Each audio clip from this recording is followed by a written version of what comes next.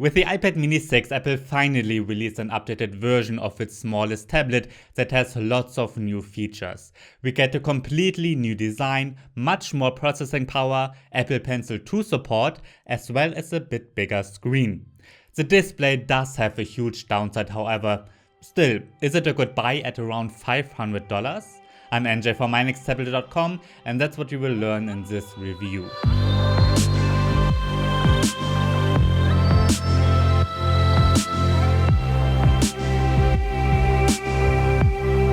Before we start, don't forget to subscribe to this channel. I'm reviewing almost every tablet that gets released, and among those is almost every tablet from Apple, Samsung, Microsoft, and so on. The basic design of the iPad mini did not change since the first generation, well, until now. The iPad mini 6 looks like a smaller iPad Air, so it has a much more modern design. As usual, we get a full aluminum body, but it has gotten sharper edges and the screen bezels are much smaller now. It's 6.3mm thin and weighs 293 grams. Apple removed the home button underneath the screen, and instead the TouchID fingerprint scanner has been moved onto the power button. TouchID works as we're used to, it's fast and reliable. Face ID is reserved for the iPad Pro only. There's no microSD card slot of course, but I love that Apple replaced the old Lightning connector with a USB-C 3.0 port. Yes, that means you can connect tons of USB-C accessories to this little tablet, and that includes USB-C hubs, external SSDs, and so on. A new feature is the 12-megapixel ultra wide-angle camera. It's the same wide-angle webcam we've seen with the newest iPad Pro and iPad 9. And here again, Apple is supporting center stage, which is a very unique feature. When having a video call, the camera is zoomed in a bit and then follows you around. Very cool. On the back we get a 12-megapixel camera as well, and it's supported by an LED flash. Both cameras take pretty good photos and videos. Even though the iPad mini has 4 speaker grills, it has 2 speakers only, but that's not too much of a downside because you certainly can hear a real stereo separation, and the sound quality is fantastic for its size. Sure, not on the same level as an iPad Pro, but better than all its 8-inch competitors. In the past, the smallest Apple tablet always had a 7.9-inch display, but this year we get an 8.3-inch one. They're calling it a liquid retina display, and it has a high resolution of 2266 by 1499 pixels. That means the screen looks very sharp. With 500 nits, it's brighter than most Android tablets. Viewing angles are wide and colors look fantastic. Contrast and saturation are excellent too. There are very few competitors anyways, and regarding the screen, it's certainly better than all other 8-inch tablets. It does have a downside however, and I'm sure you've heard of it already. When holding the iPad mini 6 in portrait orientation and scrolling through a web page or so, there's a kind of jelly effect or rolling shutter effect that is visible. Basically, it means that one side of the screen is scrolling faster than the other. This is not a new problem. I noticed it for the first time with Samsung's 60Hz AMOLED screens on tablets like the Galaxy Tab S5e. As with Samsung's tablets back then, it's especially visible on the iPad mini 6, which by the way is a 60Hz screen as well. It could be that you will never notice this jelly effect, because in fact with the Galaxy Tab S5e I didn't until viewers told me about it in the comments. But once I knew about it, I couldn't stop seeing it. And that's why I noticed it immediately on the iPad mini 2. Sure, it's not the biggest problem ever, but it is a downside you can clearly see. With that being said, if you're looking for an 8-inch premium tablet, there's not much competition, so you will have to live with it no matter what. On a positive note, I love the newest generation is supporting the Apple Pencil 2 now, just like the iPad Air and Pro.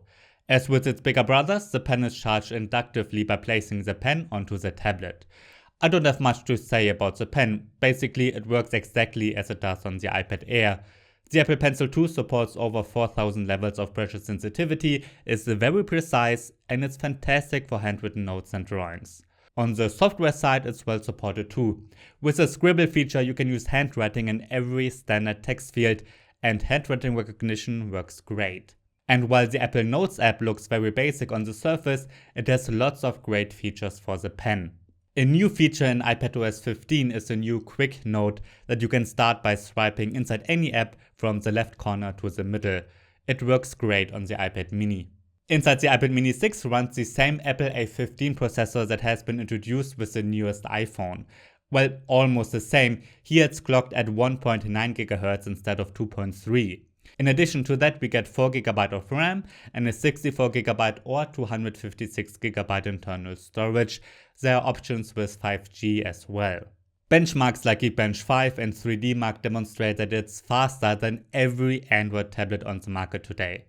The performance is on a similar level as the iPad Air, with the iPad mini being a little bit faster depending on the benchmark. The M1 chipset of the iPad Pro continues to be much more powerful though. You can play games like Call of Duty and PUBG Mobile with the highest graphic settings, and both games look fantastic. So it's a great gaming tablet if you're looking for something small and portable. I did notice, however, that often there are black bars on the sides. Most games are not optimized to the new aspect ratio of the 8.3-inch display yet. For all other things, the performance is fantastic as well. Apps like Adobe Photoshop and Lightroom run very smoothly, and the chipset is strong enough to edit videos using apps like LumaFusion. As I said, just the iPad Pro is faster. Out of the box, the iPad mini 6 is shipping with the newest version of iPadOS, which is iPadOS 15. If up-to-date software is important to you, you almost are forced to stick with Apple because they do release updates for a long time. That's the case with Windows devices too, of course, and Samsung is great as well, but Apple updates longer. I did not notice any differences on the software side compared to Apple's bigger tablets. Everything is a bit smaller here, but there don't seem to be specific features just for the iPad mini. The home screen widgets are new, of course, you can place them anywhere now, and just like with Android, we get an app library now, which means not every app has to be installed onto the home screen. I like the new multitasking button, and with that one you can easily open two apps side by side, and I mentioned the quick note feature already. A huge advantage of iPadOS is the large selection of apps that are specifically optimized for tablets. You can get fantastic ones that are not available like this for Android, and among them are LumaFusion and Adobe Photoshop. In my battery test, the iPad mini 6 got a runtime of 6 hours. For this, I'm always looping an HD YouTube video at maximum brightness. So, is the Apple iPad mini 6 a great tablet? Yes, I think it is. I love the new design. It's more powerful than every Android tablet. The Apple Pencil 2 works great as expected, and we get a large selection of tablet optimized apps. The iPad mini 6 is the best 8-inch tablet on the market today, and it's almost a perfect little device. For reading, as a note-taking book, but I also enjoyed editing photos with it. Sure, a large screen is nice for that, but it's cool to have such a small and powerful tablet that fits into your jacket. It's not perfect, however, as you've seen. This jelly effect is a huge bummer, but we will have to live with that because there are almost no alternatives anyways. Let's take a look at those. There is no really direct competitor running Android right now. With that being said, the Samsung Galaxy Tab Active 3 does get kind of close. I reviewed it almost a year ago. Its design does look outdated, but that's because it's meant to be very rugged. In fact, I love this tablet, it's amazing. It's very powerful, supports the S Pen, and thanks to 4G and Samsung DeX support, it can be a tablet, a phone, and a desktop computer in one device. Very powerful. But still, I think for most the iPad mini 6 is the better choice. In case you're just looking for a simple 8-inch tablet to surf the web with, then you can check out the Samsung Galaxy Tab A7 Lite. It's worse than the iPad mini 6 in pretty much every way. But it's very affordable, and if you just want an 8-inch screen and don't need much, you can save lots of money.